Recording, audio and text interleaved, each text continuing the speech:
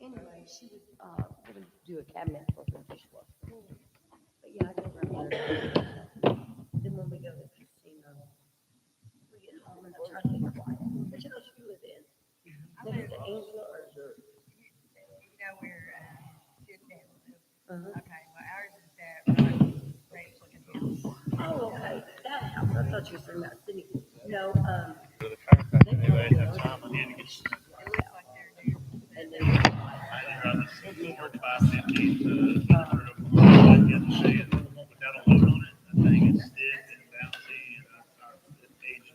Sydney lived there, my niece. And she, they were having a party. Terrifying at first, but it feels good. When they do your neck, I tell you can start to wonder if you're gonna die or not. Yeah, front yard is done. Yeah, Front yard is not very big.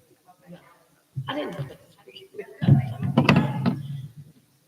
But no, Sydney moved her off of Custer. I think she moved across to Charlotte. Yeah, and, I go over there, that's the reason.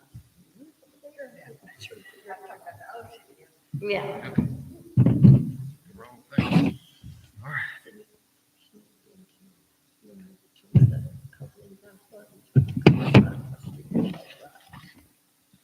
Okay. Yeah, keep saying it.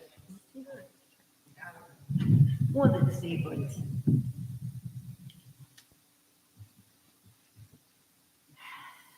All right, 7:00. Let's come to order. Microphone. It's the city council meeting. It's being held Thursday, November 20th, 2025, with executive session beginning at 6 p.m. in the City Hall conference room and regular meeting beginning at 7 p.m. at Seymour City Hall, 301 North Washington, Seymour, Texas. All notices have been duly posted in accordance and conformance with the government code of the state of Texas, section 551.072C. The city of Seymour attempts to make its meetings accessible to all of its citizens. If you have a need of auxiliary aids, please notify the city secretary at 940-889-3148 at least 3 business days in advance. The agenda has also been posted on the city's website at cityofseymour.org with the following agenda to be considered. We've done our executive session. We'll take action on that at the end of the meeting. At this point, let's call the roll. Nancy Townley, Billy Henricks. Here. Debbie Gillespie. Here. Skylar Henricks. Here. Lan Nguyen is not here. Did I call everybody's name? Okay. All right. Let's do our Pledge of Allegiance, and if you remain standing for our prayer. Pledge allegiance to the flag of the United States of America and to the republic for which it stands, one nation, under God, indivisible, with liberty and justice for all. Bow our heads. Father God, we want to thank you for being so good and faithful and always present with us. We want you to forgive us when we fall short of that, our pride, frustration, things like that get in the way. And we want to thank you for the city. Thank you for the leaders and for the chance for us to serve our community, God. Please help us to give us clear minds, wise hearts, and unity as we make decisions tonight for our city. Keep the families in our city safe tonight. Amen. Amen. So I'll be seated. Okay. Announcements. We're kind of past part of this, but I lost my notes. But did want to mention we appreciate all our veterans. Councilman Henricks up here, I know he's a veteran. Is anybody up here a veteran down on this end of the table? Anyway, we appreciate that. We have Mr. Fleming out here. He's going to speak to us in a little while, I guess. And it's been a long road, but we, I think, are very close to being up to date on all our audits, and I can't tell you what that means to me and or to us, to the city, and we just want to be current on stuff and do things right. And anyway, those are my announcements. Mayor Pro Tem Billy Hendricks, you have any announcements? I just got one. I want to tell everybody, if you ain't come watch the Seymour Community Theater Little Women, you need to come watch it. It's real good. That's a good, very good announcement. Yes. Anybody else up here, if you want to say something, announce something, go ahead. He stole mine, but I can tell you it's Friday at 7 p.m. and Saturday there's 2 showings, 2 p.m. and 7 p.m. And also the Mistletoe Market on December 4th. Okay. Come out there and support local communities, the chamber, and there'll be I know that there's a men's group at the church is going to be selling burgers and whatnot, so should be some good food out there too. Excellent. Excellent. Okay. Want to recognize, it says here, TXPW game warden from Knox County. Well, that must have fell through because obviously no one's here. But instead, I would like to recognize our electric department. They had an outage last night on the east side of town, and not the east south, well, I guess southeast. But they were out last night till 4 a.m. Troubleshooting, and they later, I guess, after going through a series, the transformer gave out. But just again shows the level of dedication of our electric department, and they're out there in the storm, the lightning, and just really, really proud of them. And of course, they were there at work this morning. They walked in City Hall a little after 8, getting started for their day and collecting information. And you could tell they were running on fumes, but they were here and they were positive to the best of their ability. And so I just make sure the council and our community sees any of those guys.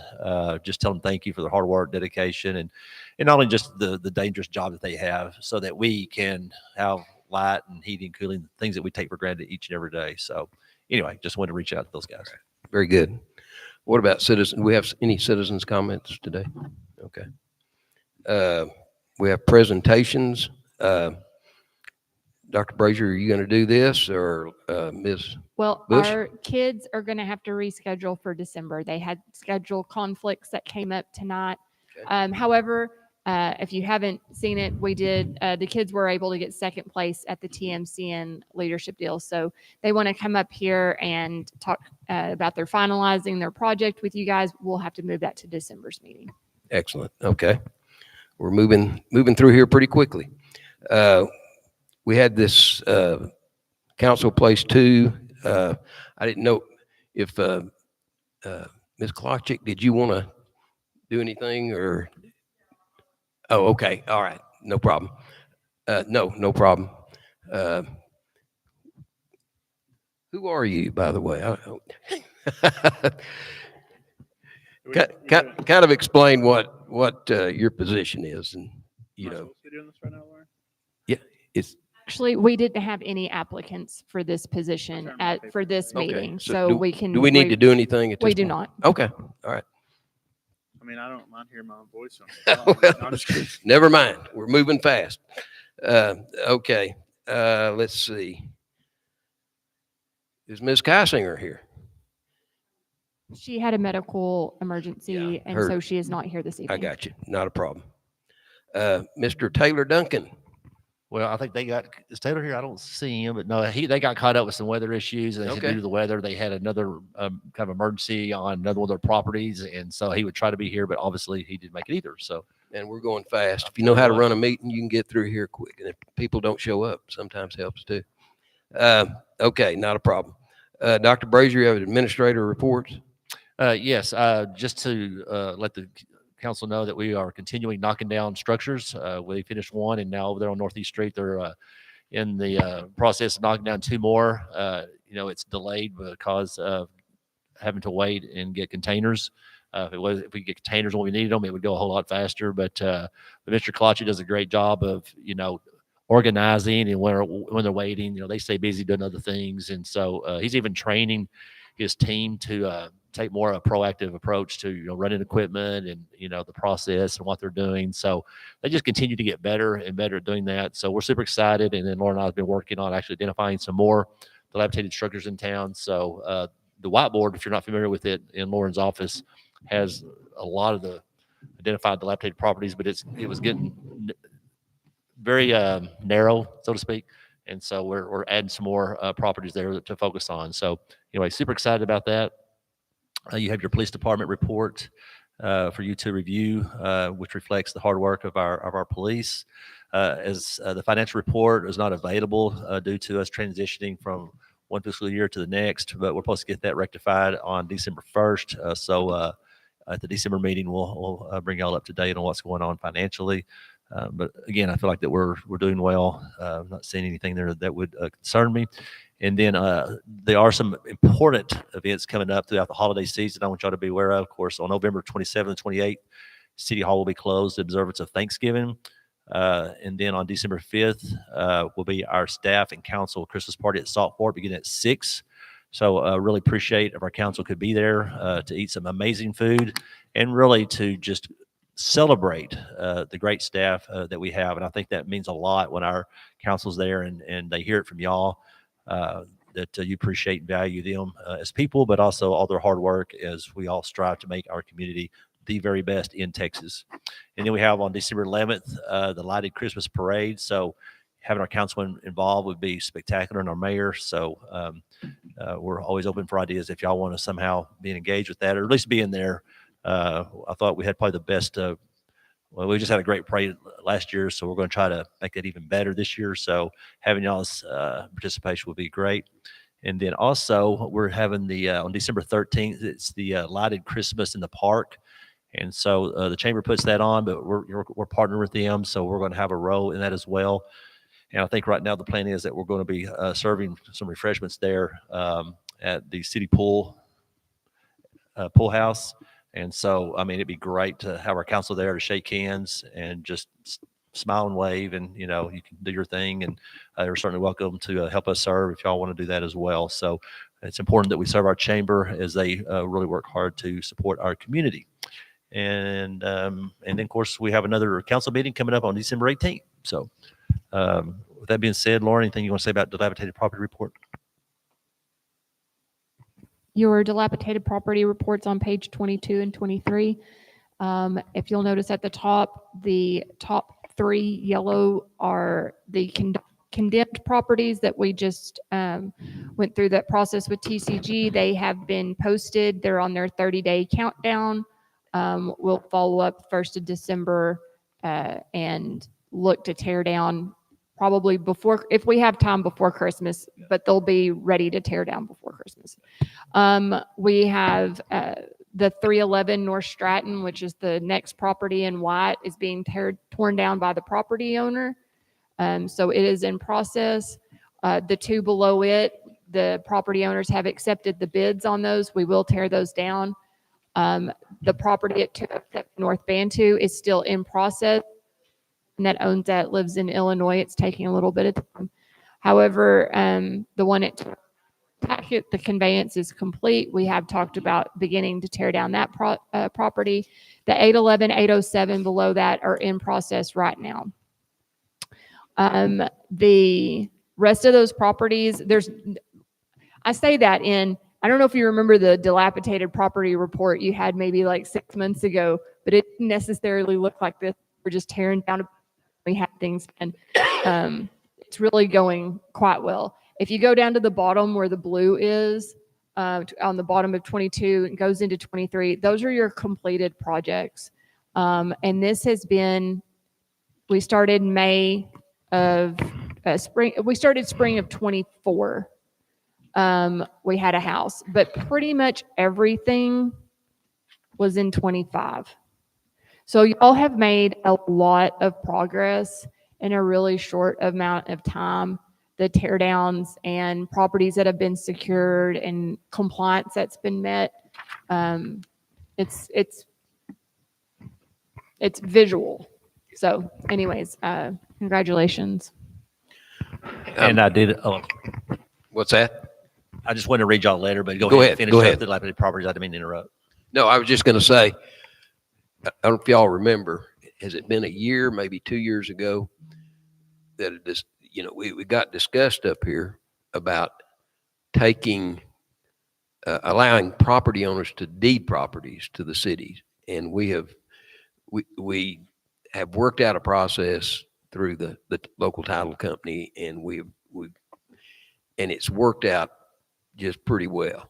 And I think it might be a model for other towns. You know, if you own the properties, and sometimes you got a really good title, sometimes it's a little sketchy, but you can control the property and you don't have to jump through all the hoops. So go ahead, Dr. Brazier. Well, and I do want to thank our mayor. He has been a tremendous asset to us because of his background in properties and real estate. So this is really, I don't think you get enough recognition for you working and work with the title company and abstract company and help us move all this forward. So we need to thank our mayor for his hard work.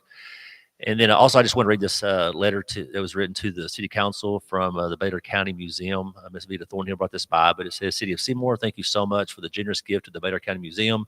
Your continuing support of the museum enables us to keep the museum open to our citizens and visitors from out of town. You cannot have a great future without understanding and celebrating your past. Thank you very much. So anyway. That's nice. That's good. Okay. Thank you for that. We've got public hearings, and I think we're going to we consider this later in the agenda, but we only have to do this one time. Is that correct? Yes. So this is the opportunity for the public to say Yes. any remarks about Yes. these properties that have requested these permits. And then Yes. in the action items, those that want to speak can have dialogue with you, but this is their opportunity to speak for 3 minutes, just their opinion Okay. on it. Would anybody like to, number one, let me read this first. Public hearings for a specific use permit request at 1669 County Road 205 for a tiny home. Is anyone here there that I don't see anyone I think that's involved with that, but if they come in later, they can speak when we get back to this. Yeah. Okay. Anyone would like to speak on that? You have 3 minutes. Number two, under public hearings, public hearing for a specific use permit request at 505 North Stratton for a tiny home.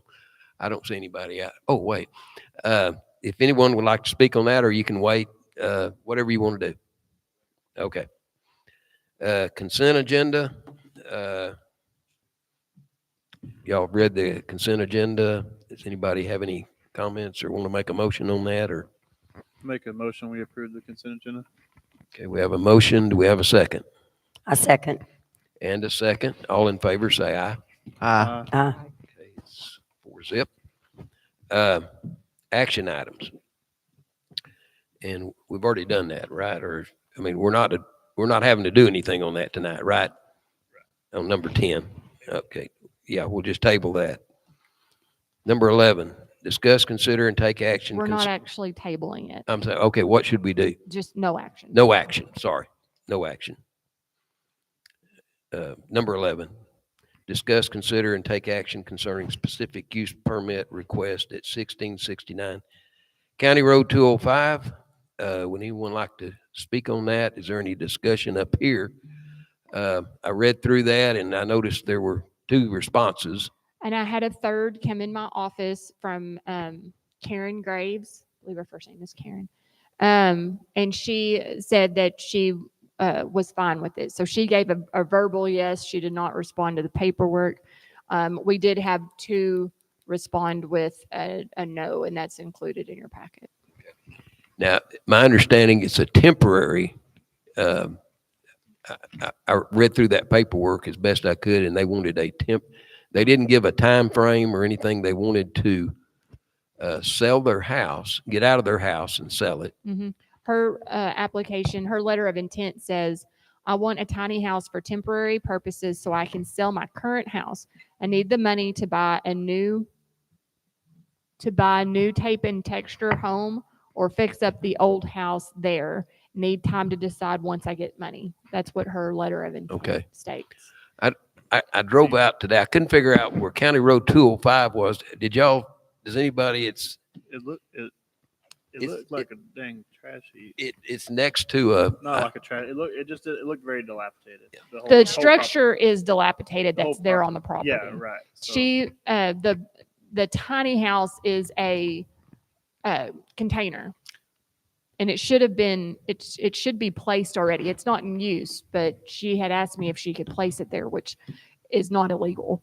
It was a office conversion. Yes. Yeah, what it yeah. was, It's at the very, I would say at the very south end of County Road 2. It dead ends there past where, trying to think of who lived there. You know where Robert Van Kroll lives, kind of in that area. Who?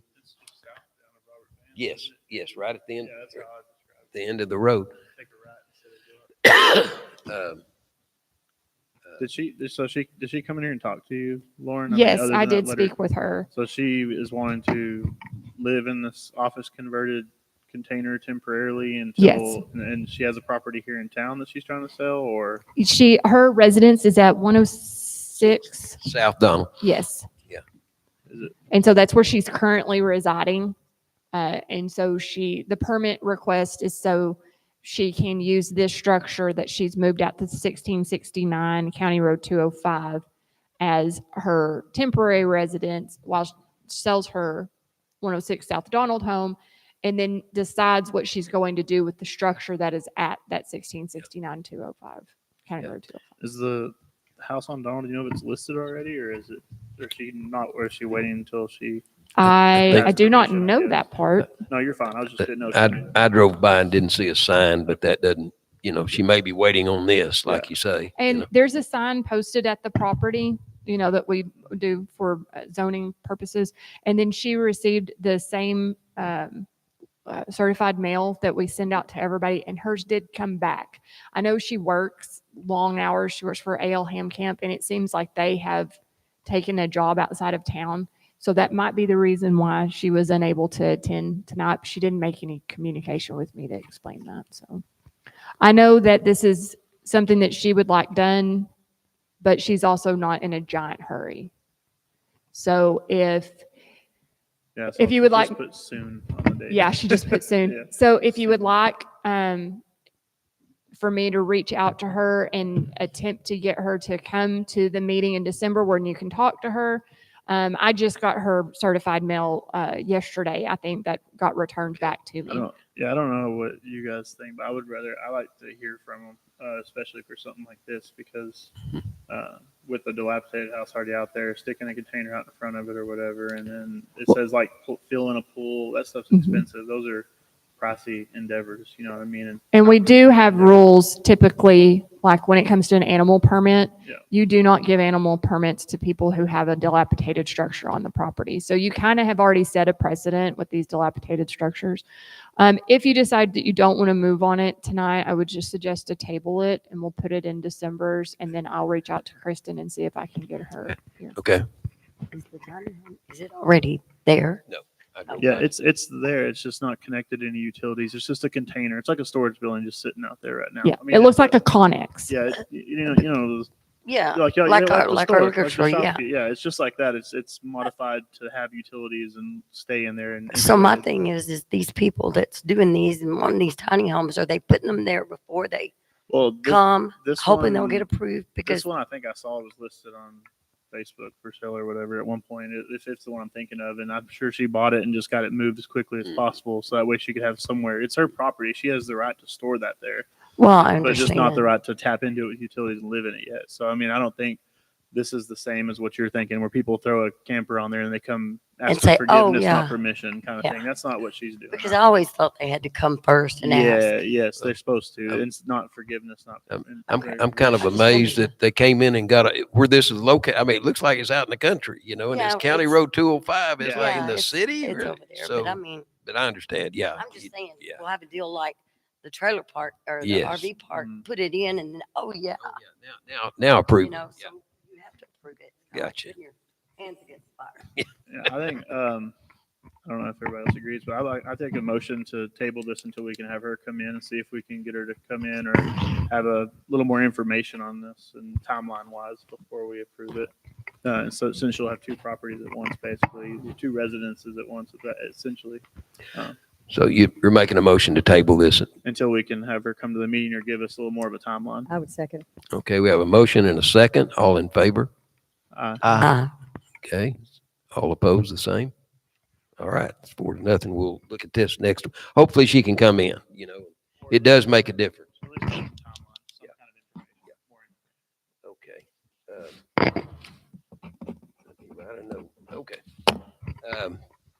Number 12, discuss, consider, and take action concerning specific use permit at 505 North Stratton. Would anyone like to? Oh, okay, there's somebody there. Come on down, Bobby. Mr. Bobby Morrow, I think that unless you've got a twin brother. That's me. Yes, sir. So- I think that, is it turned on? Hello? Yep, we're on. Okay, perfect. Just speak right there. What Ms. Gillespie's got me concerned already because this place is already, already set, but it is not hooked to any utilities. So those of you that know Angie and I, you know that we're not going to put something up that's going to be an eyesore or anything like that. We are trying to just give the citizens, or not the citizens, but the folks coming into Seymour, nice places to stay, you know, to rent. So our purpose for that is it'll be a small 1-bedroom efficiency apartment for workers that are coming in and out of Seymour. We all know the revenue that these folks are bringing to millions of dollars to the city in the area. So that's what we're looking at. Any questions for me? I was reading through there. Explain how you're tying it, how it's tied down and foundationally. You mentioned something, you made some comments on that in your application. Okay, yep. So as of now, it's not tied down. I wanted to wait until we got it approved, of course. It's not tied into anything. And it's not tied down. My thoughts were to tie it down as a mobile home would be with the anchors Yeah. rolled into the ground like they do a mobile home, and then fastened to the frame of it. So it'll be basically like a mobile home. Does it, is it gonna be raised and needs skirting, or is it gonna be, It's about 8 to 10 inches above the ground right now. okay, So very minimal, so you will be putting. but it will be underpinned. Yes. Skirt, okay. Or, perfect. well, I say underpinned. I don't even like that. It's going to have rock around the bottom. I know what you mean. Yeah, I got you. Are y'all planning on putting a fence around the property or? We right now, haven't or- discussed fencing yet. Okay. There was not a fence there. Right. So we haven't discussed it. We did replace the fence next door to it. So that is all new between that and the 501 property. I noticed you had some rock down or some kind of a hard material. I did put a in front- driveway in already. Gotcha. I saw that yesterday, maybe. Hadn't been down very long, but it's there. Lauren, we can, on the tie down part of this, I don't know if that's on our tiny home thing. Can we? Yes. The reason why it's listed as requesting a variance is because it is listed in your tiny house ordinance. Okay. So that way he would need a variance for that so that he could meet the requirements of the Gotcha. ordinance. And that's included in this, right? So when you make your, you can Motion. make your motion, if you were to approve the application as provided, it includes the variance request in it. But if Gotcha. you want to put it in your language, you can. To secure it as you described. Yes. Okay. Any questions, any No, discussion? I was just going to clarify what I was saying. We heard Now, you, Debbie. I know you and Angie and y'all do nice work. The thing that concerns me is that it's like we have a mobile home park that they put in, and I'm not comparing it to yours, but then you have all these people coming in, setting up stuff, and then they're going to say, oh yeah, now just go get it approved. Nothing against you or anything else. That's what, I'm not a big tiny home fan. I hate to see Seymour turn into a tiny home community. That's always been my thing, because it's kind of like the trailer parks. We're going to end up with all these tiny homes, and you know, we're having housing problems, which I do understand. But my thing is just, I want to make sure that people don't just say, hey, I bought this lot, I'm going to put a Gotcha. tiny home, and then I'm going to get it approved. Yeah, I don't have a problem. no, with it. and nobody's living there. I mean, Yeah. I've seen it before where that has happened, and it wasn't, it wasn't somebody trying to trick somebody. It was just, they didn't know. Yeah, And they well, were, somebody's already living there, Yeah, that kind of thing. And the this reason is that- not that. The reason that we did move it when we did, the fellow that moved the one out, the storage building out, is the same person that moved that one in. So it was all done on the same day. And it saved Paul and Misty money as well as myself, having them all done at the same time. Well, I noticed in the package that there were 5 or 6 responses and they were all positive. That's what I recall anyway. Yeah, maybe 7. Yeah. Okay. Any more discussion from anybody out here or on the council? It does look nice. No, it's a legitimate question. And people up here can say what they want. It's transparency and accountability. All right, thank you. All right. Thank you, Bobby. Appreciate it.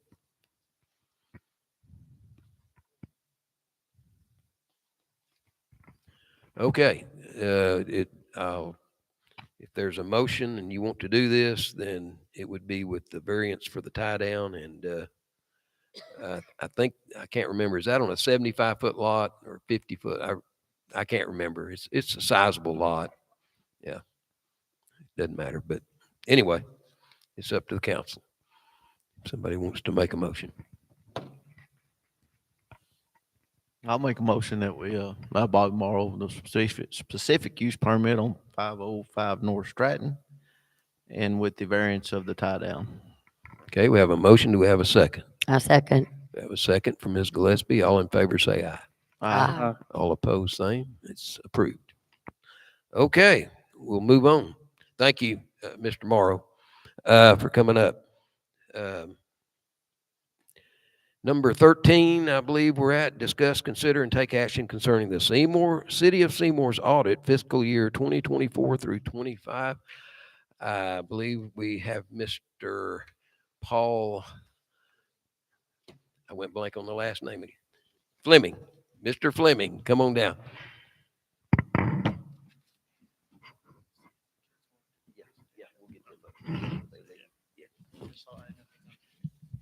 Good to Fleming, see you're y'all. back. Yeah, thank you. Yeah. This is 3 times in 12 months, I think, that I've been here. I don't do that a whole lot, but I was going to ask you, does that happen very often? not very often, but it does happen. Okay. So like you said in your opening comments, we're getting there. So we've done the audit through September 30th of 2024, and I'll just go over it pretty quickly. Yes, please. Like always. Of course, the same issues we've mentioned before go with this audit as well, just the bank reconciliations and the timing of it, all that. Things are getting better, but obviously, since we couldn't get it done until almost a year later, then those issues are still there a little bit. We've already started asking for things for the 2025 audit. So with the new state law of having to be done by March 31st, we hope that will be pretty easily done. A lot of that depends on TML and their help in getting everything in order. But it's in our plan to make sure we get it done as quickly as they can get it to us. And then we'll be fully caught up and can really breathe a sigh of relief.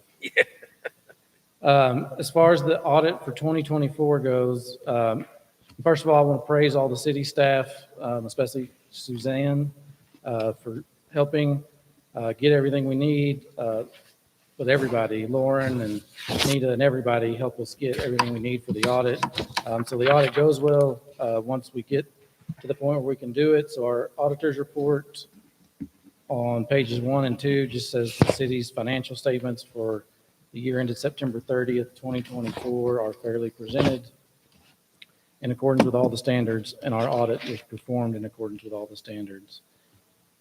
On page 3 starts the management's discussion and analysis, and that is a narrative of the financial year for the city, and that will have some comparisons from 2024 back to 2023. So you can see how things changed or didn't change very much in some cases. So that's not always a good thing to read for the city council, I feel like, more than just numbers and not all accounting jargon. Starting on page 13 is the balance sheet for the general fund.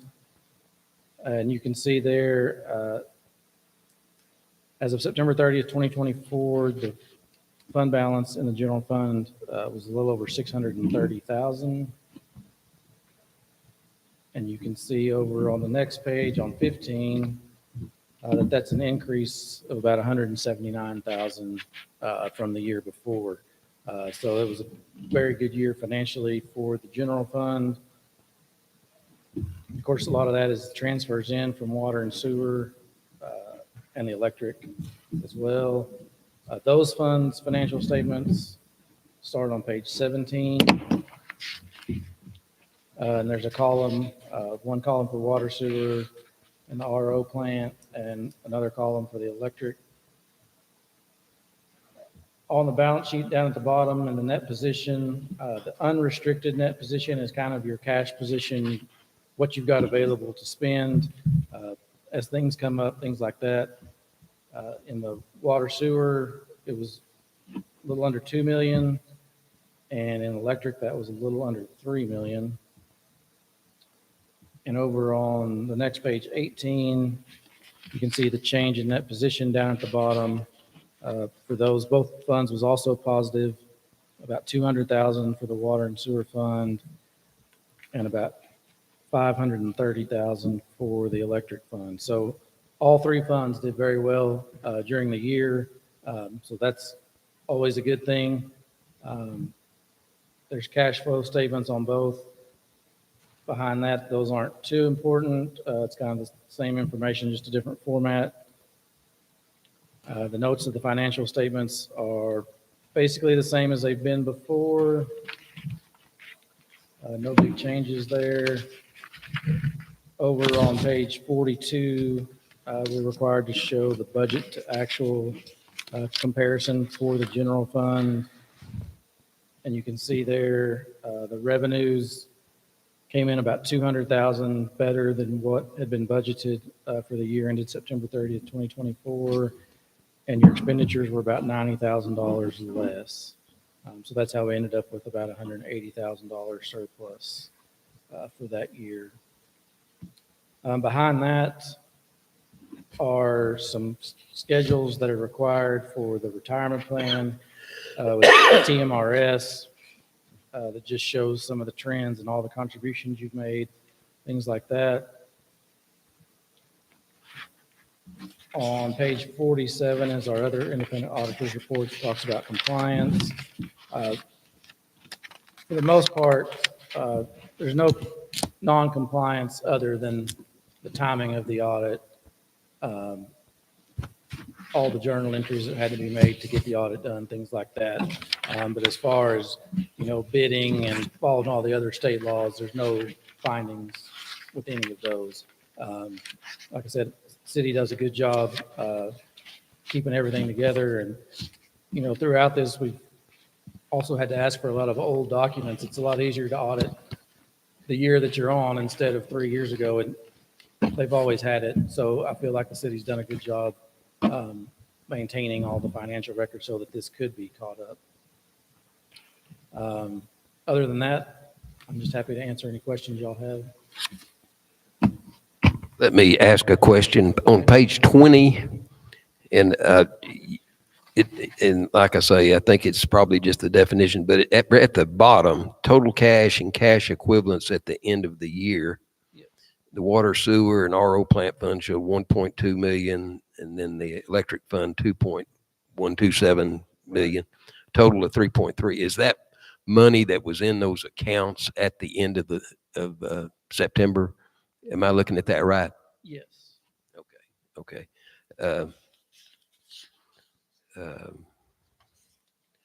Seemed like there was something else. I'm reading the good stuff, but page 26, as of September 30th, 2024, there were no funds with a deficit fund balance or a deficit net position. Correct. That's got to be good. Yes.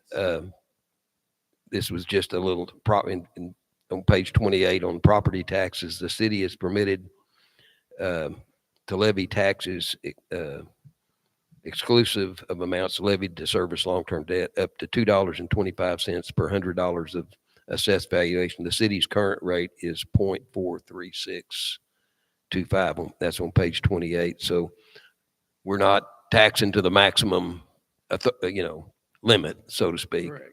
Yes, sir. And I'll mention this. I don't know. I like to see stuff when it's paid off, but the road grader that was bought in 2019 for $120,500 was paid off, fully repaid during the year. And so we don't have that payment anymore. And the other thing was the fire truck. The final payment is due this November, as this reads, of $41,000. So there's two amounts that we don't have to. We're done with, basically. So it should help us, put us in a little better financial position. And like you say, it's recommendations. Recommend the city continue to improve its financial condition. We need to do that. Anybody else have questions? Or I'm sitting here just talking, but I just have a question for the Yes. staff. I think earlier in the year, we were consolidating some accounts, et cetera. I'm just concerned about, do we have the processes in place to make sure that some of these bank statements that are reconciled, some of the recommendations, I know in the audit, it says it's your responsibility, but I would hope that we have some better processes in place and maybe fewer account staff to maintain. Have we completed that? Well, I wouldn't say it's totally completed. Of course, all the banks' accounts have been consolidated. We've been so focused on trying to get all of our audits completed. We've not been able to focus as much on that as we'd like, but that is what our intentions are starting December 1st. TVL is going to come back to town. There are some programming issues with the encode that needs to be cleaned up. Gary House is the one that actually wrote that program. And so he's supposed to help clean that up and then train the staff on those bank reconciliations. So we are almost there, but so when it's not completed yet, but we hope in the very near future that we are. But I don't know if you're ever completed, because one thing that I think we failed to do over the last 20, 30 years is continue to update the system. So there's always updates and changes and training that needs to be done. So we're just going to have to be more proactive in making sure that we as a staff stay up with the current times, because we know as technology evolves so quickly and so rapidly, and accounting protocols. And so we've just got to stay up with what's going on. So but we're definitely headed in the right direction. More questions? Thank you for working with us. I really mean that. I mean, I know I can't imagine, it being behind several years and trying to catch all that up, but we appreciate your patience, and we'll see you.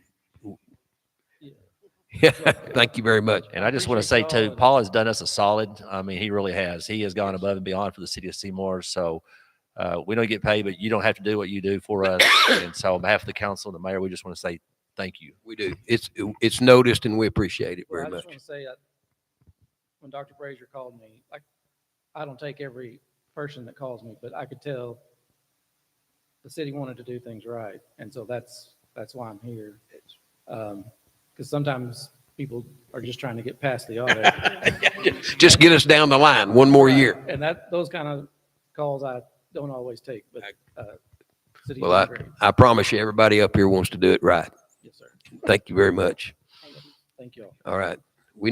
I think we need a motion to accept the audit. Do we have is there any discussion out here of anybody, or any more discussion up here? If not, I'd ask for a motion to accept the audit as per listed. I make a motion that we accept the results of the 2024 Yes. audit.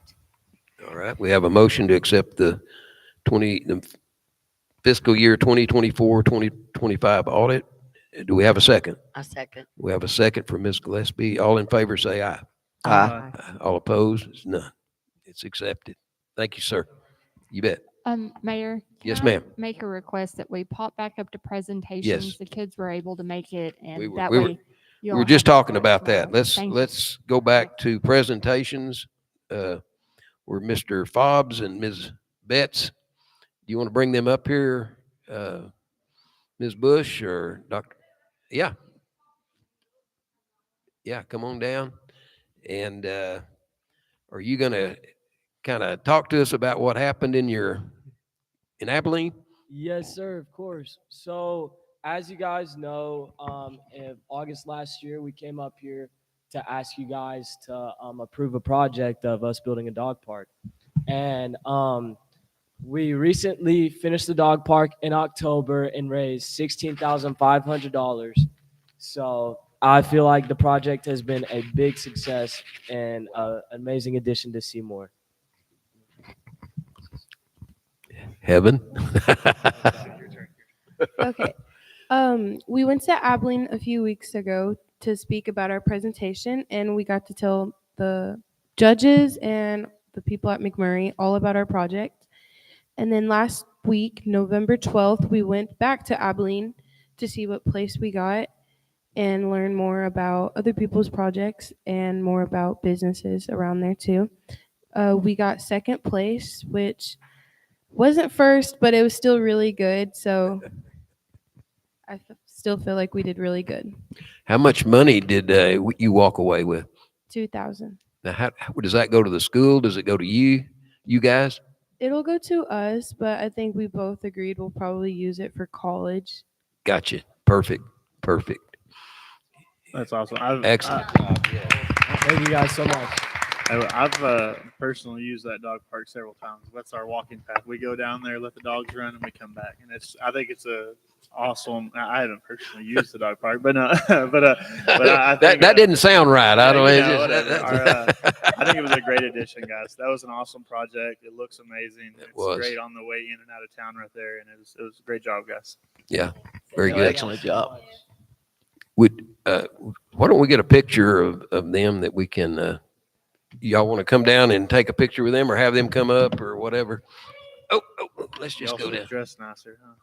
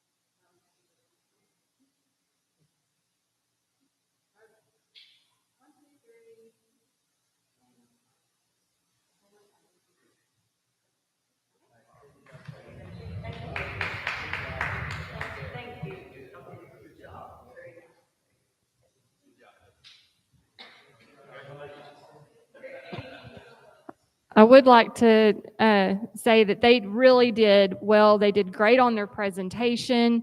And even though they didn't win first place, they actually took home more money than the first place team that had 4 people. So they had to split their money 4 ways. They only had to split their money 2.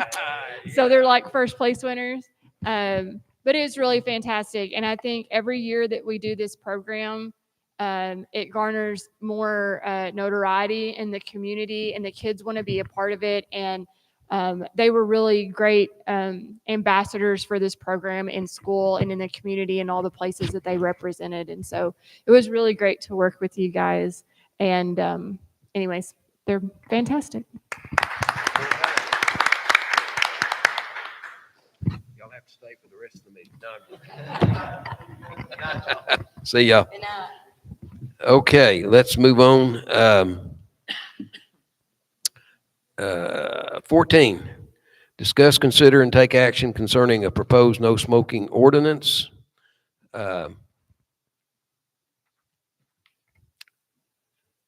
We have a couple of options. I think they all seem pretty similar to me. Yeah, they're pretty much similar, except for that one that she actually recommended, legal did. And I sent y'all that email just to clarify that. But it's the one that states that people could come up with a special use permit if they want to modify that, and they can smoke, I guess, within a certain perimeter of the establishment. So Yeah, I was gonna ask, is that special use permit just for the distance from the entrance, or special use to smoke inside and everything, or is it? It was my just depending understanding on it's how just from they- the entrance. Okay. Yeah. It's for them to, we have what, a 10-foot on there. I guess it's so Yeah. they can change, they can add it where they can smoke right there outside the door. If they wanted to come put a permit in and we approved it, they could smoke right at the front door. But the council can then really set that space, that distance, however y'all want. If somebody was really, I don't know why that would make a great deal of difference, but if they did, they could. It just gives you a little buffer if they want to come Yes. fight on it or whatever. But is it not just the front door, it's the whole perimeter of the building, right? I think it's from the main Entrances entry points that y'all specify. Identify. When I was in college, they did this at our college buildings.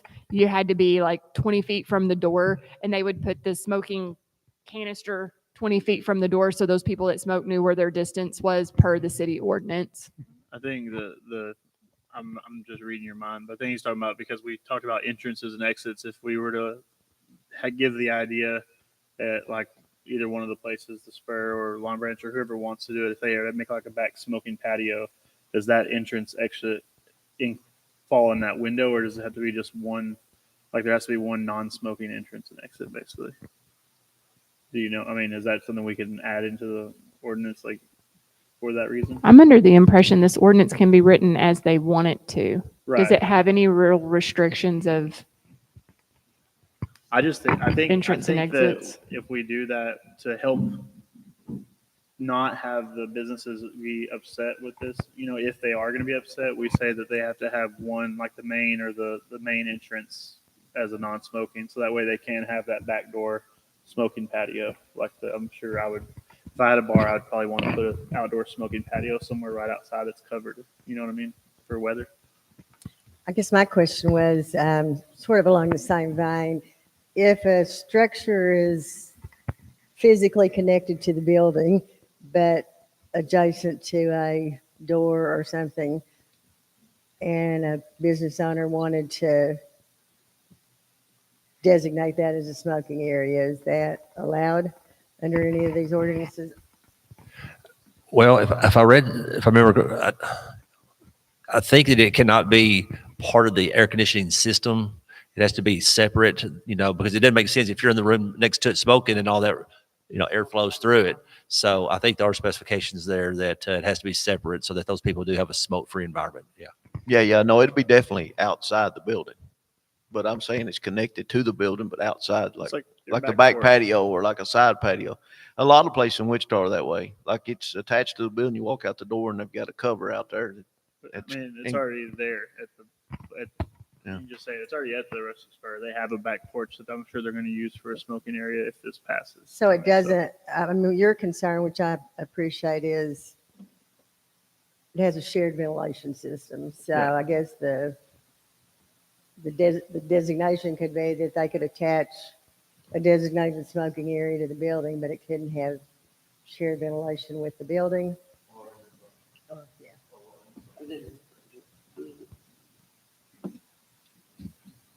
I think we can, if we make the motion to approve it, we can add or take away whatever we want out of the ordinance. We just, as long as it's in the motion, as long as it makes sense.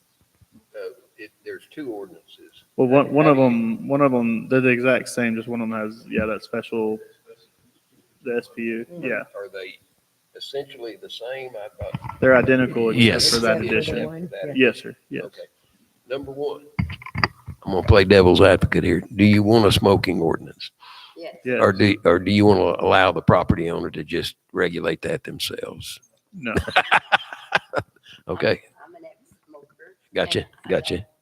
I got you. I take my family. Well, not only that, it bothers me as well. But I take my family with me when I go eat at these places, and I don't want to sit in cigarette smoke. If I'm going to a bar, Gotcha. I understand. But if it's a steakhouse Gotcha. and bar, or if And- it's bar and restaurant, I don't want to smell cigarette I smoke gotcha. while I eat. All right, here's another question. It mentions tobacco products. Are we including snuff with that? I don't think it's. I think it's. Or you can exclude it. I'm just, Well, I don't really want to eat. This is basically- well, that's, I started to I say got that. you. I think we're going to have to be very specific. I think it's as far specific as, in there. it Isn't says tobacco products Vaping products. Yeah, I and do it. vaping. Yeah, also vaping's fine. definitely in there. Yeah, I don't want want to smell fruity pebbles while I eat steak either. So. The damages that sucking in vaping will do. It doesn't, it's worse than you think it is. it says in the ordinance, it says smoking, vaping. It only says smoke or smoking, vape or vaping. It doesn't say anything about, it says lighted tobacco products. It doesn't say just tobacco products. Yeah, it doesn't, So people can't have a spit cup. well, I mean, I would rather somebody you're smoke right. with I a mean, spit yeah, cup. but I don't know. Well, Yeah. I don't like people wanting, I'd rather set my spit cup.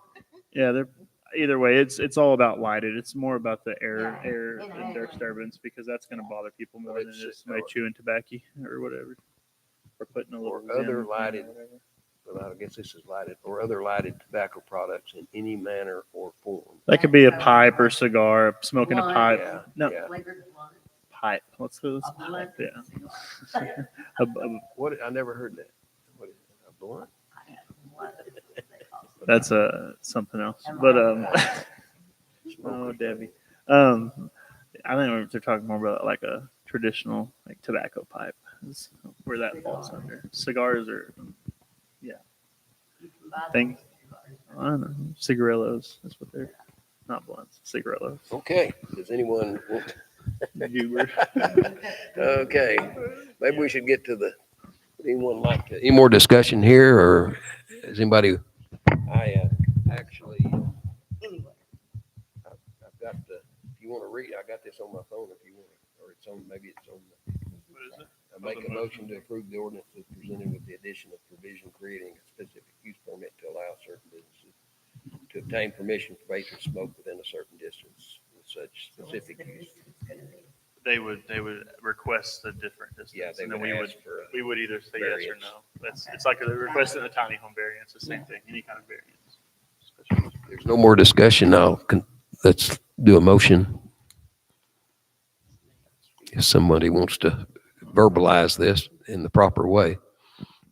Do we need? I mean, the way it's written, I don't think we need to add anything about like the porch or anything on there. I mean, we could if you want. I mean, would We just, I don't want to leave it. not, blunt- I do don't we want to not leave it need to vague. specify the 20 feet from the front door though? It's 10 in this, I think. Well, 10 or 20, whatever it is. That's specified in here already. It is in there? Yeah, that's Okay. specified. But Okay. I was saying about the porch thing. I don't know if we want to do that. So just so I understand the motion that's in place, a property owner would have to come back to the council to request a variance for distance from the front Yeah, less than 10 feet. If they or wanted. from, or to place any sort of a smoking structure. yes. Okay. What? Yeah, mainly it's. I'm going to add to the motion that they could have a designated smoking area, or that there's a one public entrance and exit that has that buffer on it, and that would allow them to have a like smoking porch as long as it's not tied into the ventilation system So So we is it can do gonna- that and they don't have to come get a specific use permit if they for know. the porch. Yeah, That's what I'm saying. Yes, I yeah. think that ought to be an all-in-one, so we don't have to do that. Make that in your motion. I agree with that. That's why I would rather just get it done all at once. But the question that I have about your motion, which I like, Tyler, but is that going to meet fire code to have only one designated? You'll still have You'll the still exits have- are still available. The Okay. only difference is you can't smoke there. I mean, so Okay. it's not going to block off those entrances. It's just saying you can or can't smoke. I mean, I'll walk through cigarette smoke to escape a fire. Okay. You know, I'm not. Okay. Yeah.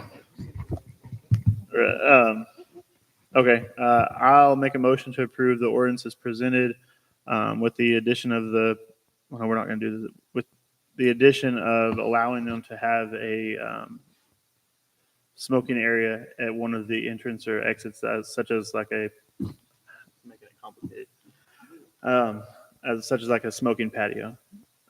Does that make sense, Lauren? Or am I confusing it all up? Because I can start over and try to do better. No, because we're going to do, okay. I make a motion to approve the ordinance as presented with the addition that we have one public entrance or exit, a non-smoking, have a 10-foot buffer at one entrance or exit. You're saying one entrance cannot have smoking Right. at the entrance. Yes, is what the you're saying. one entrance. say the main entrance?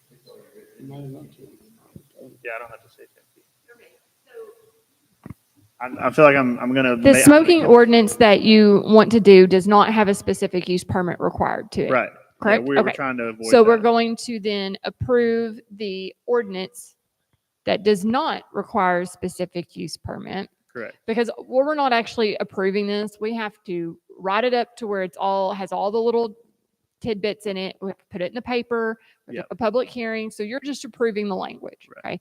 So you like the ordinance that has, that does not require a specific use permit. However, you do want to have included in here the allowance of a smoking patio. Yes. Correct. At one, or just a smoking patio. And then we'll ask legal how to write that in there Yeah, correctly. can we do that? Because I don't want to leave a loophole where they can do it on the front porch, like the main entrance. You know what I mean? Okay, That's so what it I was cannot just- be the front. Yeah, the main the main entrance. entrance. That's Okay. what I want in there. I was just thinking, I don't want to. I was just sitting there thinking, I'm giving them a loophole if I do this, and I don't. Because me thinking, I found a loophole. So I was like, yes. Sorry, Lauren. You, So you way read to my word mind. that would be that we will allow smoking patio as long as it's not within 10 feet of the designated front entrance. Yes.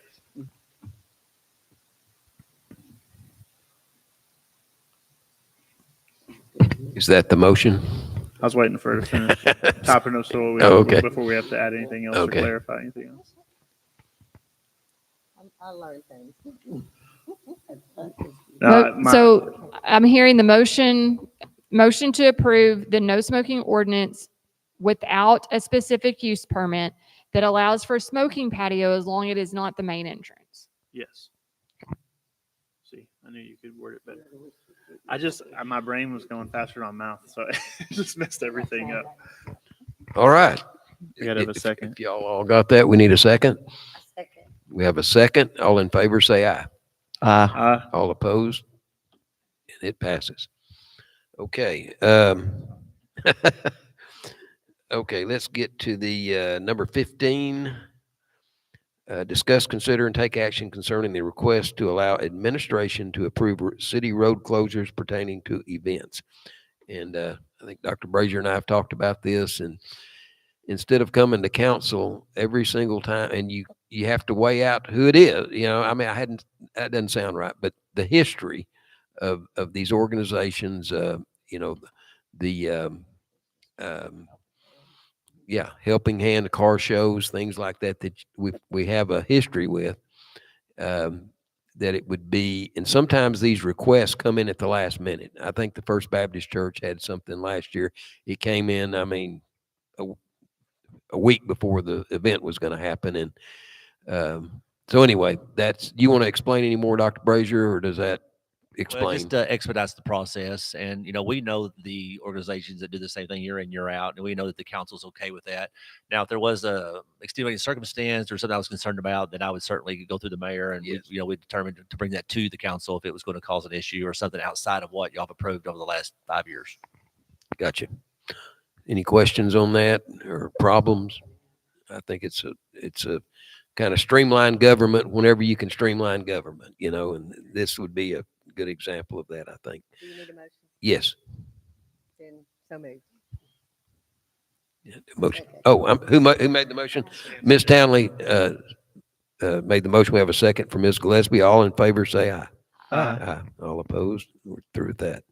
Number 16. I can't wait. I know you can't wait.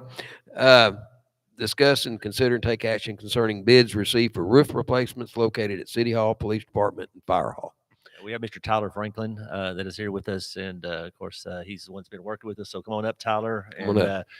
Welcome back. Let y'all know what's up. Thank you. Is this on? You can hold it. You can take it out. Oh, yeah, that might be better. Thank you. Thank you for having me again. As far as the updates, as far as the bid, at y'all's request, I did reach out to Mr. Bowie and trying to coordinate and schedule and review the scope of work. He responded to the first request, and when trying to confirm the second meeting, did not hear back from him. I did verify with the manufacturer specifically that we have specified for the projects. He wasn't a certified installer for that manufacturer. Now, there would be an option of going with a different manufacturer with a similar type scope. The only concern I would have with that is a lot of the other manufacturers will void ponding water and with their warranties.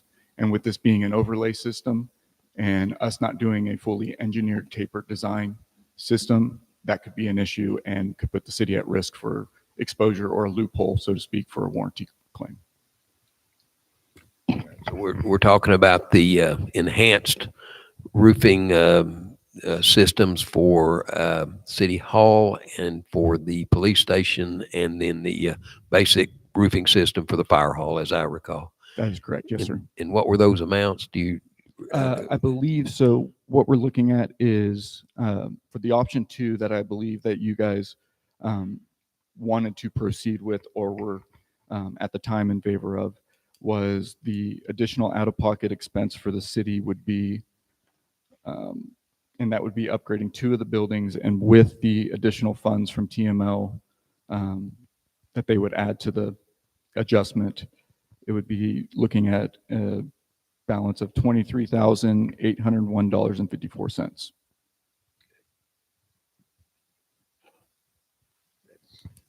That's after our insurance is paid, and that's what's left for us to pay. Yeah, that would be, TML would be paying $190,111.01. Okay. Very good. And I'll remind y'all that would be my recommendation. And of course, TML did give y'all some incentive money to go this direction. So they, I guess, gave us more money, I guess, than what we qualified for, to, I guess, give us, entice us to do that, to have 2 better functioning systems. So, okay. Any more discussion up here, or do we need to get 3 buildings done for $23,000 out of pocket, and they are paying us extra money to get the enhanced, to save them money at some point and save us some money. So if any questions for this gentleman, or if I'll like a motion. I didn't quite understand. So the contractor that the roofing contractor that we've used is not a, what did you say, is it certified? So will we have to find another? Oh, no, I already have another contractor, a bid from another contractor that reflects these numbers. I think Land had wanted this other company in Knox County to submit a bid, and they never came back with anything. Correct? Yeah, we just wanted to give a local guy an Yeah, opportunity. 100%. Makes sense. But anyway, yeah, that's what that was. Yeah, this was. I think you were here 3 months, 2 or 3. September 11th, I believe. September. Wow. Right around September. Okay. All right. Any more questions? I don't want to cut anybody off. If someone would like to make a motion, we can get this done. Well, I make a motion, we accept the bids for the 23,000 for the 3 roofs. Okay. We have a motion to go Second. forward. We have a second. Second. All in favor, say aye. Thank you, sir. who made that second? I did. Thank you. Look forward to working with you guys.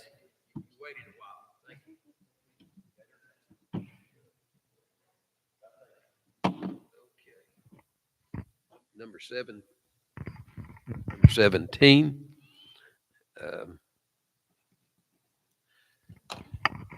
Discuss, consider, and take action concerning adoption of Resolution 1595, awarding an application administration contract related to a 2026 downtown revitalization grant.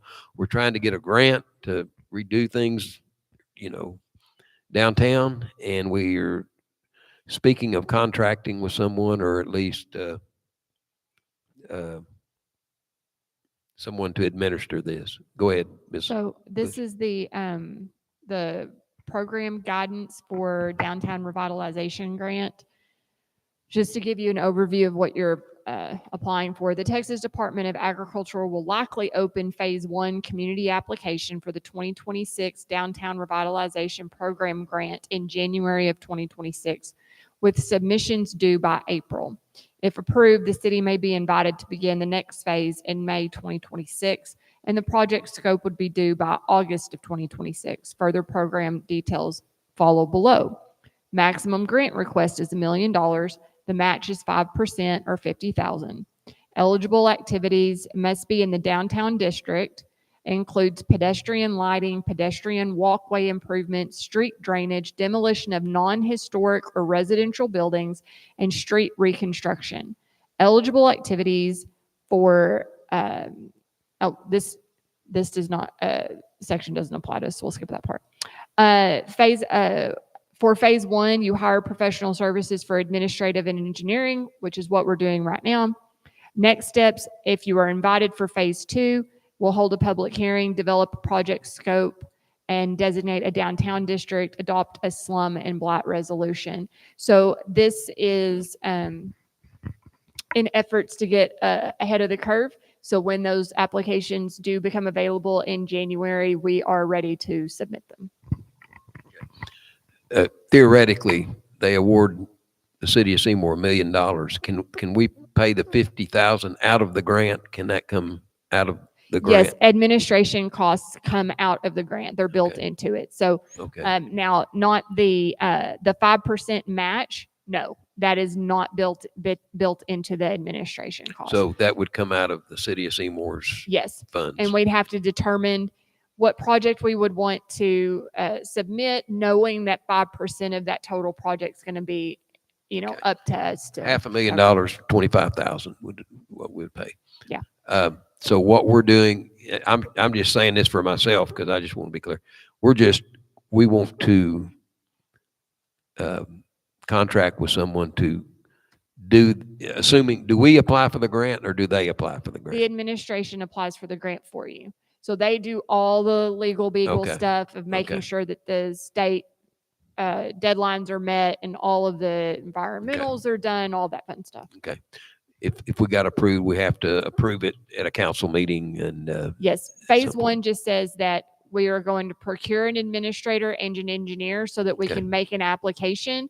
And if we are invited to go into phase 2, we'll determine what that project is going to be, how much money we're going to devote to it, and then we'll do all these other requirements that are had. So this is just that we would to prepare for making that application. The scoring and ranking committee met like Tuesday maybe, and so we had 2 applications for administration. It was the scoring and rankings committee's suggestion that you go with project management? I believe that's what the name of the company is. And at $60,000. The other company was Public Management. Thank you. The other company was KSBR. They were at their bid was at $55,000. However, we have a working relationship that's been encouraged by Public Management, so they would like us to do business with them. That's who came to us about making this application. So there was a small section in there where it talked about kind of community support, and that's where we ranked Public Management one higher because they came to us. Okay. They don't get any money unless we apply and are awarded. That's the only way they get paid. Right. Their administration fee is built into the grant, not our match. Oh, okay. Does that make sense? Yeah. Yes. Yeah. So they'd be responsible for the ongoing reporting, maintenance, and all of that stuff. Yes. If we were awarded the grant. That from the beginning to the end. Yeah. Thank you, Nancy. So in your motion, we ask that you say Public Management specifically for $60,000 in that motion. That would be that's the committee's recommendation. Would someone like to make a motion or is there further discussion? If not, I don't know how we lose on this. I got it. Good. What's that? That's what I was going to make the motion. You Okay, good? go right ahead. I'll make a motion to award the administration services contract to the 2026 downtown revitalization grant to the public management in the amount of $60,000 for application and grant administration services. Okay, I have a motion. Do we have a second? I'll second. Do I have a second? All in favor, say aye. Aye. Aye. Okay, thank you. Number 18. Discuss, consider, and take action concerning adoption of Resolution 1596, awarding an application engineering services contract for the 2026 Downtown Revitalization Grant and authorize city staff to negotiate contract terms. This is normally with our engineering firm, but I'll let you explain that. We had 2 applications for this one as well. Jacob and Martin was our first application, and our second one was WTC. The scoring and ranking committee met on this one as well, and it is at their recommendation to go with Jacob and Martin. Okay, this is all dependent on getting the grant. But if we do, we're ready to go. Okay. Any discussion on this? If we get this grant, then Jacob and Martin would be our engineers to make sure we're doing everything correctly, engineering wise. Would anyone like to make a motion? I would like to make a motion that we accept and I couldn't hear you, Lauren, as far as the name of the, Jacob and Martin, if you'll follow in the agenda there, that wording that's provided. Jacob and Martin is good enough. okay. Okay.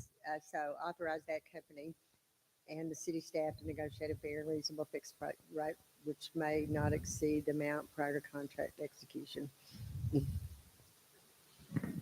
I second. We have a motion and a second. All in favor, say aye. Aye. All opposed?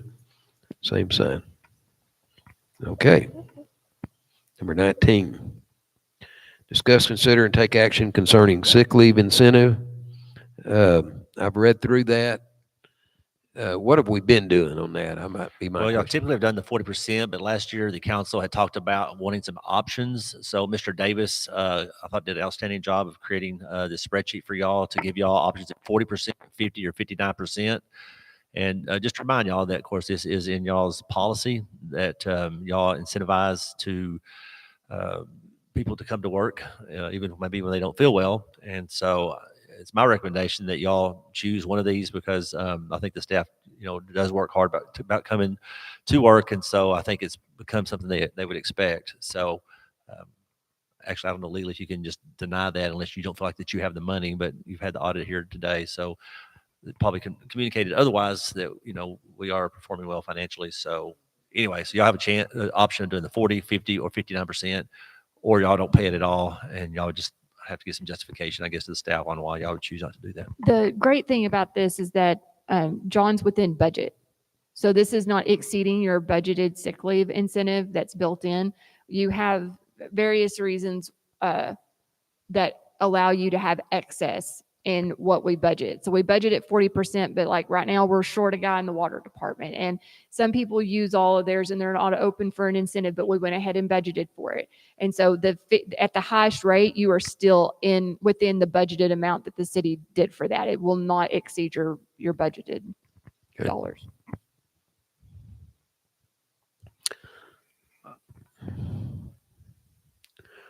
Got make.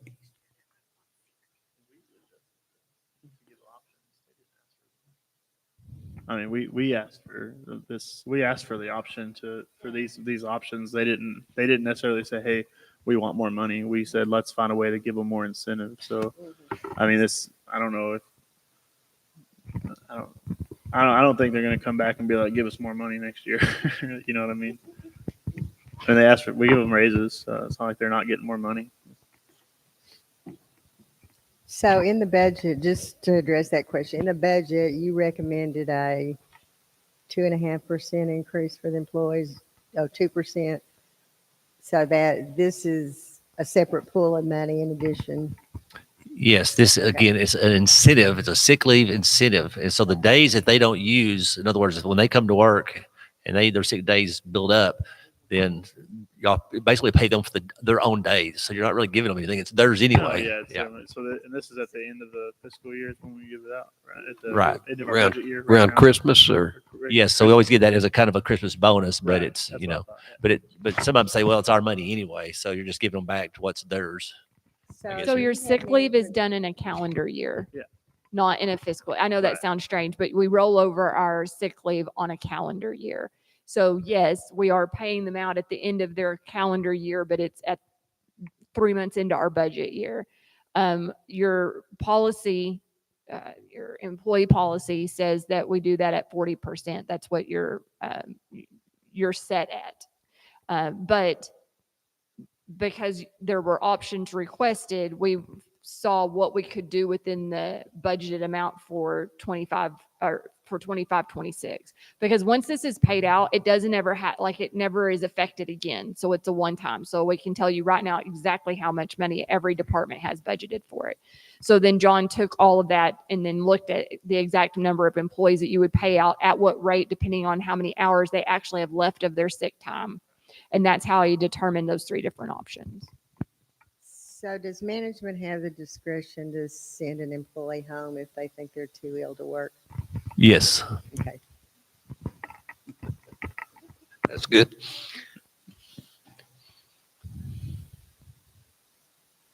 I don't know. I'm in favor of the 50. I don't know what you guys are thinking. I mean, they're already giving 40. It's just a little bit more. I mean, percentage wise. Yeah.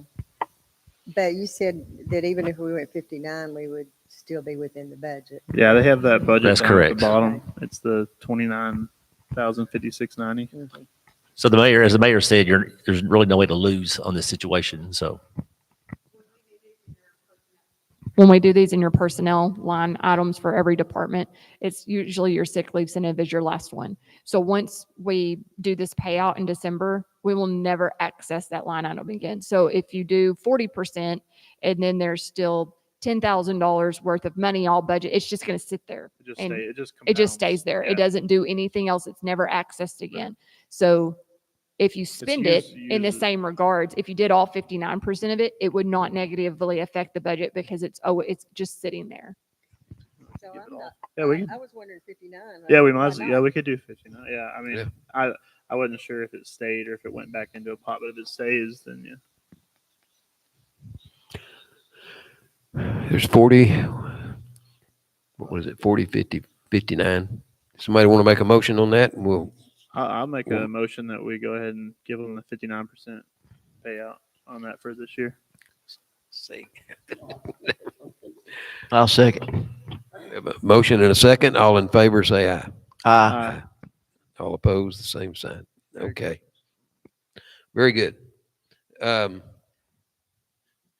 Number 20, discuss, consider, and take action concerning acceptance of bids for airport road improvement. I think Dr. Brazier wants to consider going out for bids. It's not spending any money at this point and find out what it would cost. We have some money.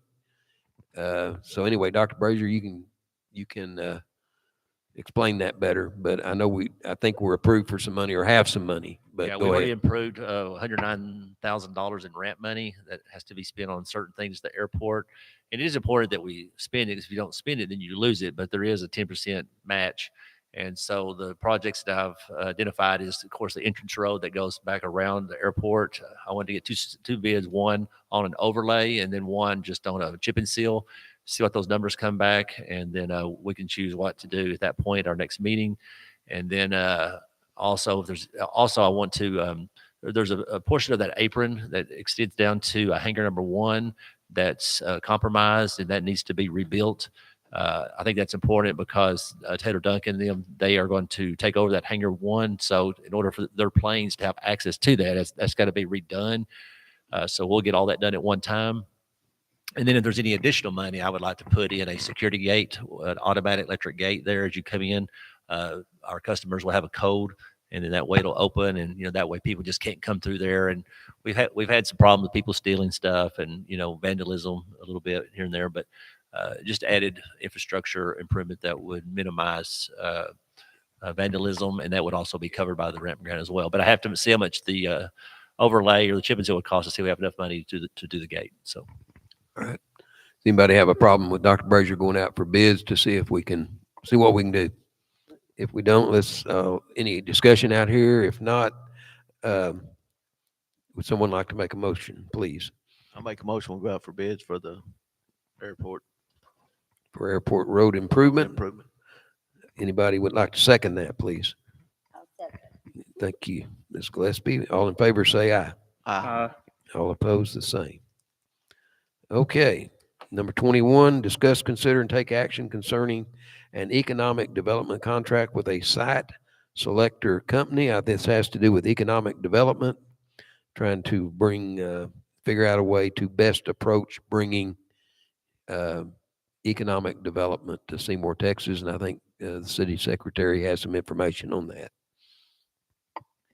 I think my suggestion would be that we go out for bids with different companies to see what they offer as far as strategic plans, services, and et cetera, and just see what the city's dollar can get you as far as putting our community in front of industry to get attention for the community. This is just going out for bids, but not spending any money yet. Just looking for. I didn't even say companies. we're going out for bids. Just looking. We're just, Going out for request for qualifications. There we go. Yeah.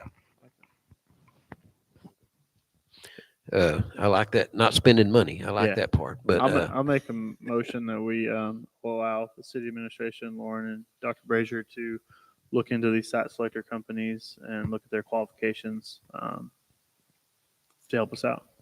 all right. Do we have a second on that? Second. Second from Ms. Townley. All in favor, say aye. Aye. All opposed? No. I'm fogging this. Dadgummit. We can read lips from the video there. Number 22, discuss, consider, and take action concerning appointment of representative to the Boulder County Appraisal District Board. I know we were contacted by Chief Appraiser Paula Kysinger to every January, I think they make sure everybody's properly appointed and that kind of thing. I've been doing that. I don't mind continuing to do that. It's one meeting a month, the third Wednesday of the month. And anyway, right now we've got a full board, but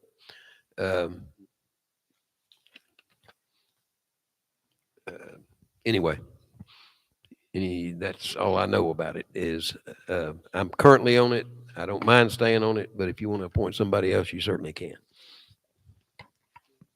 I make a motion that we appoint Mayor Martin McCord to that Okay. position. Second. Second, all in favor, say aye. Aye. Dadgummit. Okay. I don't know about that. Woo, there, you know what it is, kind of, it's some work. There's some work. No kidding. I wasn't gonna fight. Let's see. We 23, okay. Discuss, consider, and take action concerning police vacation time payment. Wow. Oh, hey. Well, I can cover this. Y'all can ask me any questions, but essentially in your packet, what has happened is our police officers work really hard, and so they develop a lot of vacation time. And so Chief is proposing that y'all go ahead and pay them for those days, because if you don't, well, either one, they lose them, or that's one option, which is really not fair, I guess, considering how much they work. The other option is to get someone to cover for them so that they can take their vacation time, which then you have to pay overtime to the other officers. So theoretically, if you go ahead and pay them out, you're going to save yourself money. So Versus getting into an overtime situation where you're paying correct.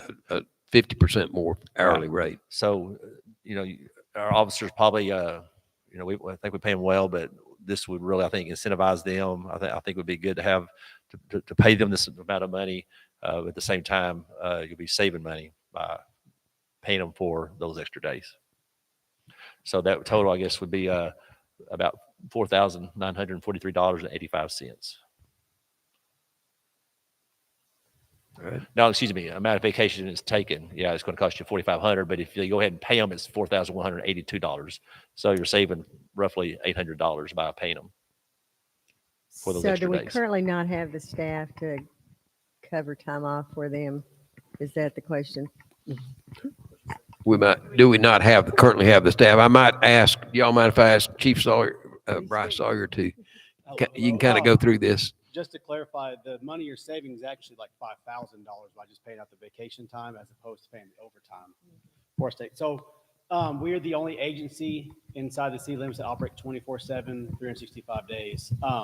So no, man, we have 4 officers, four full-time officers. So, and they work 12-hour shifts. So it takes 4.7 FTEs or something like that to cover. Well, we have 2 reserves, but even with them, we couldn't cover all the shifts by any means. So the issue we have is, you know, somebody at the electric department or water department wants to take a vacation time, they just work one less person down. Well, we only have 1 officer on a shift. So there's not an option for us to just say, hey, we're not letting anybody on shift today. So the problem we run into is if I go to take a vacation day, you're now paying Sergeant Deanda to cover my 12-hour vacation time. So you just paid him 12 hours of overtime plus my 12 hours of vacation pay. I have no problem with paying the money out. My concern is you guys should get a day off and not have to worry about it periodically. Well, I agree. Sadly, that's not a real big option for us right now. Especially on our night guys. It's so hard to get people to cover night shifts for you. Our part-timers, they work as much as we can, but they both have full-time jobs also. So I would love to have more officers so we could take time off, but this obviously is a lot cheaper than hiring more officers too. If you're looking at it as a financial deal, but I believe the amount you say is like 4,000. Dr. Brazier, I gave him my form. I think it's like $4,943 or something is what you save in just overtime. So you'd pay out all that vacation time anyways, plus the extra $5,000 in just overtime rate. So my request was just that we pay the officers for what they would have over the 120 hours because you lose it at the end of the year. And we have a couple of days. I'm going to try to get them to take a day or 2 throughout the holidays and stuff, and go from there. But it's just so hard for us to burn time, and that's the other issue we run into. Holiday pay, the rest of the city's off, not out patrolling or not out working, so they get paid their normal shift. Well, that's not an option for us. We have to have somebody out taking calls and doing everything else. So like Thanksgiving Day, we're going to have an officer on the streets morning and night when everybody else is at home. So that's just kind of the burden we have, but it's all within the budget, just like everything else, because it's already money that's been set in your budget as part of building your budget every year. And it's just an incentive for those guys to stick around. We're trying to do everything we can to keep up with the sheriff's departments and stuff like that, because they can offer so much more money we can. Maybe the legislature will, wake up at some point and go, you're robbing Peter to pay Paul. I sure hope so. They keep saying they're trying, but the problem is I think most state government or most federal governments don't like city entities because we kind of do what we want to do for the most part. Like you don't like one of their laws, you just pass an ordinance and say, okay, well, we're going to do something different. So, and we get lumped into that, Pretty much. Some of it's the big cities and stuff. Yes, but 100%. Yeah. They look at us like we're Dallas, and that's not fair. It's not a fair comparison. they don't support us. We're, Yes. whatever. It's political. Maybe I'll just leave it like that. But Absolutely. But that was just the request. anyway, any questions for the chief? Any further explanation? Would anybody want to make a motion on this? Or I would ask for someone to make a motion. I'll make a motion that we pay out the police departments the overtime too. The vacation time payment. Yeah, vacation time. Sorry, not overtime. All right. Is there a second? There's a second from Ms. Gillespie. All in favor, say aye. Aye. Okay, it passes. No one. We appreciate Well done. you guys. too, Yeah, Bryce. we really do. We appreciate those long hours and everything. Okay, number 24, discuss, consider, and take action concerning the bill received from Baylor County for dispatch services that were outsourced to Archer County. I believe that was it about $332.28? And $3,228.58. But I do want to just point out a few things before you make your decision. So there are some advantages and disadvantages. I kind of took some notes here, but of course your advantages would be maintain good positive relationships with Baylor County. Also, I think it shows you good faith, the willing to meet their obligations. But then the downside of that is you need to consider is that, you know, you didn't budget that money. So you're then going to overspend your budget that y'all have approved. And then I think it kind of sets a precedent. You know, you would encourage the county to continue submitting bills without prior discussion, expecting the city to cover them. So that's kind of what happens here. They overspent that budget, or they spent your money, and they never, you know, discuss that. And I think there needs to be some conversations there that we want to be good stewards and good partners, and we want to collaborate with the county and you know, pay our fair share. But however, I think there needs to be some conversations before, you know, they make a commitment or before they take action. So and also then spending outside of approved budget processes may raise, you know, governance, you know, issues. And then also I think it's important to know that the city billed them, I guess, for about $200, Lauren, for the mowing of the properties, or $300, and they denied that. They wouldn't pay their proportionate share when the other governmental entities paid theirs. So they refused to pay y'all for us cleaning up their properties or our properties. But yet then they want to bill y'all for the $3,200 without any kind of prior discussion or conversation. So anyway, y'all do what you want.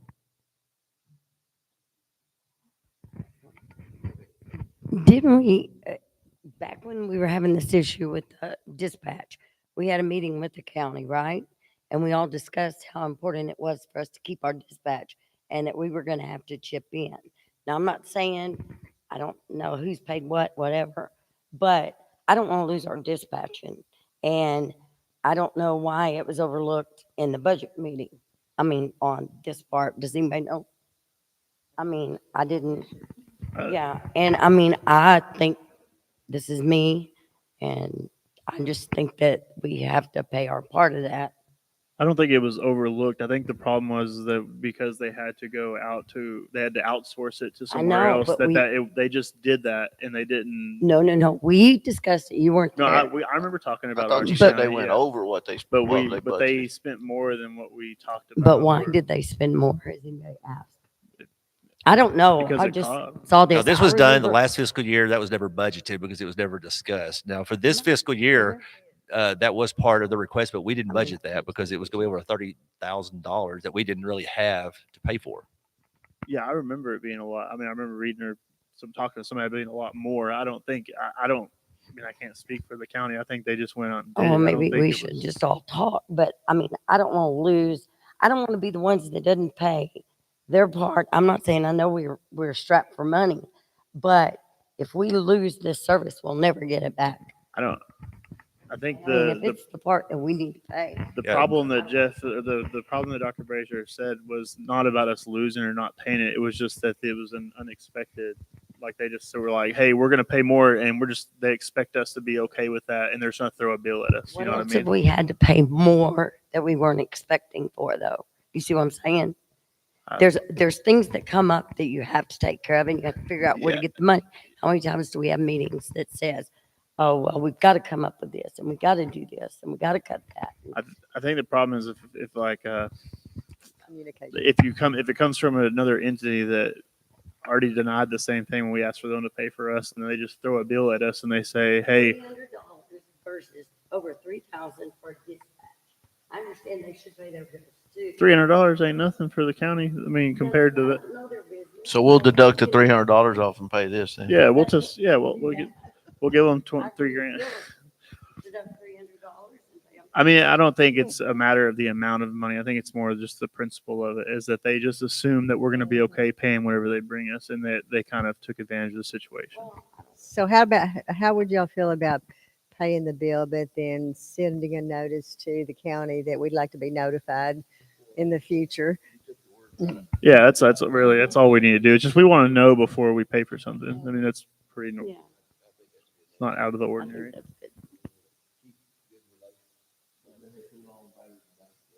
Yeah. We want to keep good relations and that kind of thing. I appreciate Dr. Brazier keeping his hand on this, and he wants to have good relations just like we do, and we're going to have good relations as far as it's up to us. And so I think just probably a kind letter, and say, please, let us know if something like this is coming up. Yeah, Debbie, I wasn't trying to insinuate I don't want to lose dispatch. Obviously, I was just saying, I think the principle behind it is that we would like to know before we get a bill. Yeah, I would like to know, like, no, yeah, Because I remember when we had this Yeah. meeting, when they were trying to figure out what they were gonna do about this. mm-hmm. And I was one that said, I don't, you know. Yeah, we can't lose it. Yeah, you do what you got to do, but it's like, I don't want somebody to send me a random I bill. don't know this itemized bill here for Jack. And I mean, like, if they owe us $300 deducted, you know, that's what we do when you have a meeting.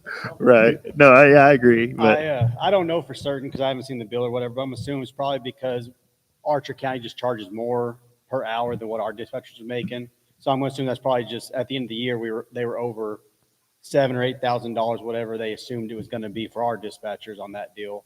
And I guess that's our portion. The only thing I was going to say is that between y'all and the county with y'all's actions and wanting to raise money, they actually do have a full staff now. So from my understanding, talking with Sheriff White, that at the end of this month, I think there's 2 more shifts because we got 2 dispatchers still in training. There's 2 more shifts that will be dispatched through Archer County at a nighttime time frame. And after that, from my understanding, they will no longer be using Archer County Dispatch at all, except for emergency situations, like something goes down here or things like that. So y'all's actions have worked, and y'all have been able to offer enough money with them in the county that everybody's been able to hire dispatchers, which is very crucial. awesome. So Appreciate that. kudos to y'all. I don't know if y'all knew that or not. I don't know if they passed that around. So do you need a motion? Yes. So I would make a motion that we pay the excess amount to the dispatch, but to what is outsourced to Archer County, but that we attach a notice that we'd like to be notified in advance in the future.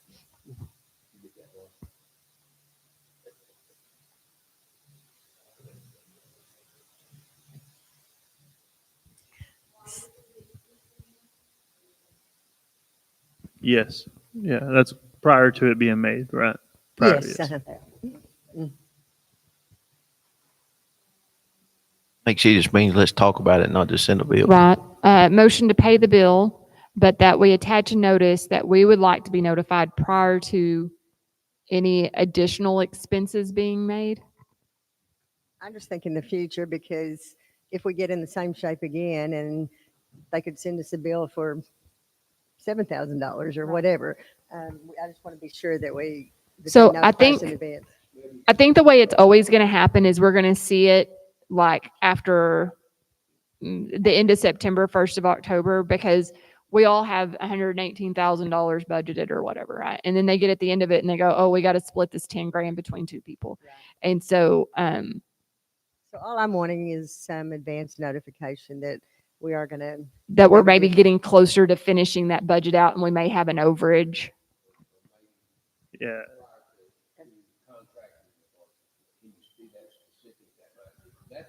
It's however y'all want it. I think we're just looking if they're projected to go over budget, let us know. Is that right, Nancy? Yeah, if you're projected to go over the budget allotted, please give us a notice so we can prepare. And it really, to me, it's just not just a notice, but maybe come and having a conversation with y'all and say, this is our dilemma. This is what's going on. We're thinking about outsourcing to another county, and it's going to cost us an absorbent amount of money. We just want y'all to know, do y'all have any input? Just as if nothing else, as a courtesy, rather than just, I mean, I don't want a phone call. Hey, y'all, we're going to be all over $1 million. Thanks. Click. I don't think that's the way it's supposed to work when you have 2 groups of people that are working together.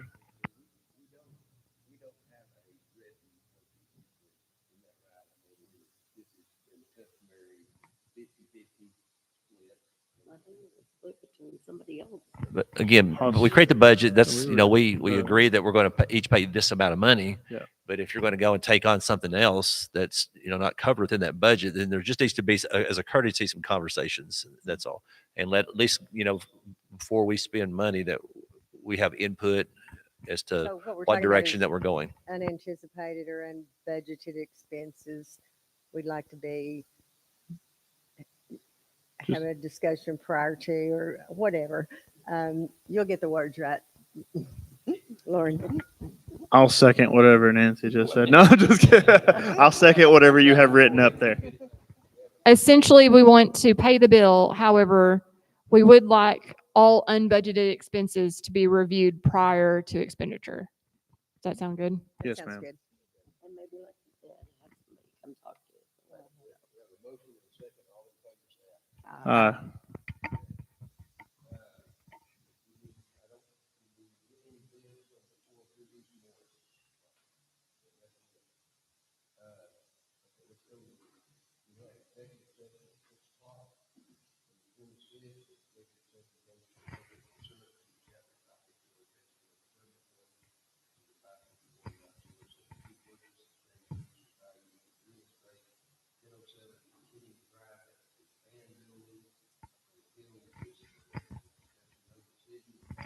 I want to make a motion though.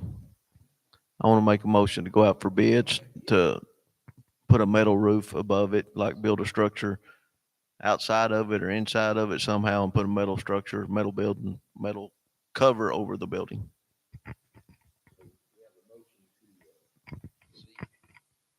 Bids. Bids. Yeah.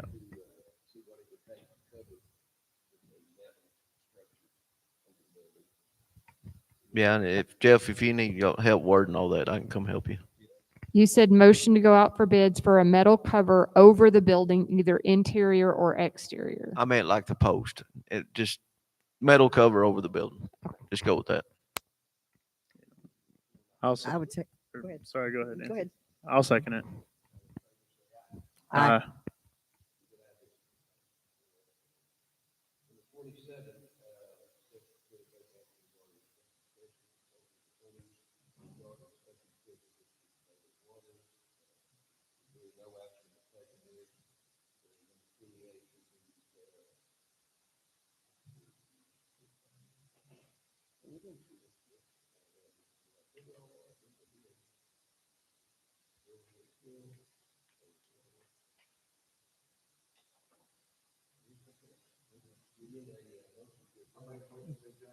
Second.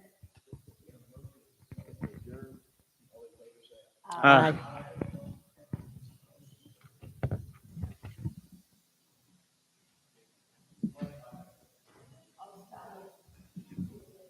Just let me.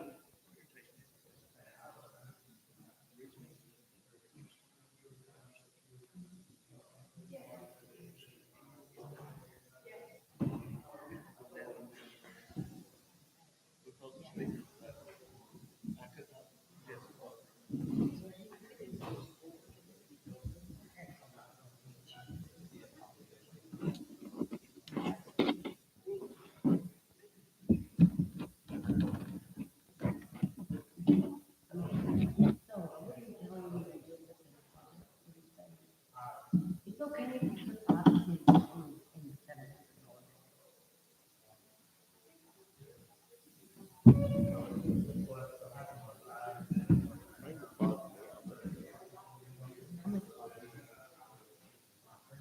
So you're short $40,000? We already have ours. Did you count that? You can do it for like a ticket?